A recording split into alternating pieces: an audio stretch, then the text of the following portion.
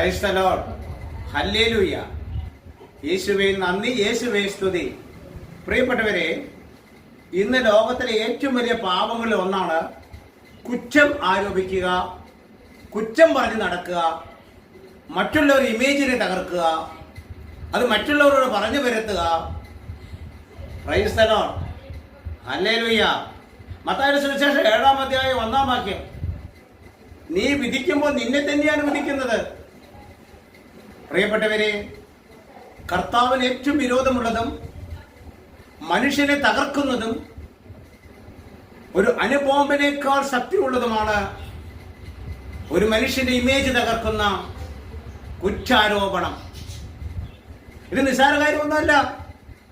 ഇത് നിസ്സാരമായി തള്ളിക്കളയേണ്ട ഒരു പാപമല്ല. കർത്തൃസന്നിധിയിൽ കർത്താവ് ഏറ്റവും കോപിക്കുന്ന ഒരു പാപമാണിത്. ഇത് നിസ്സാരമല്ല. മറ്റുള്ളവരെ ഇമേജ് തകർക്കുകയാണ്, മറ്റുള്ളവരെ കൊല്ലുകയാണ്.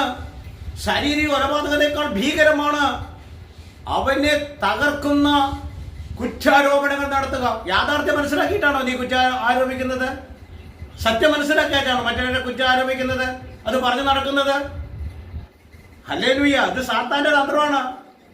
സാത്താന് ഇത് ഇഷ്ടമാണ്. ഇങ്ങനെ കുറ്റം പറയുന്നവരെ സാത്താൻ ഇഷ്ടമാണ്, എന്നെ യേശുവിന് ഇഷ്ടമല്ല. പ്രിയപ്പെട്ടവരെ, ഇതുപോലെ എത്ര കുടുംബങ്ങൾ തകർന്നു, എത്ര ജീവിതങ്ങൾ തകർന്നു. നീ രോഗിയായി, നിന്റെ മക്കൾ നന്നാകാതെ പോയി, നിന്റെ ജീവിത പങ്കാളി മദ്യപാനത്തിന് മയക്കുമരുന്ന് അടിമയായി, സാമ്പത്തികമായി തകർന്നു, ജോലി കിട്ടാതായി. എന്താ കാരണം? നീ മറ്റുള്ളവരെ കുറ്റം പറഞ്ഞു, അവരെ നീ കൊന്നു. ആ ശാപം നിന്റെ മേൽ കടന്നു വന്നു.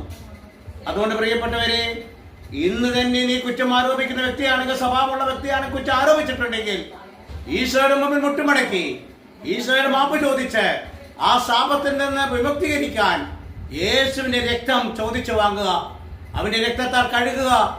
അതുവഴി നീ ശാപവിമുക്തനാകുക, അതുവഴി കുറ്റാരോപണത്തിൽ നിന്ന് വിമുക്തമാക്കുക. Praise the lord. ഹല്ലേലൂയ. യേശുവേ നന്ദി.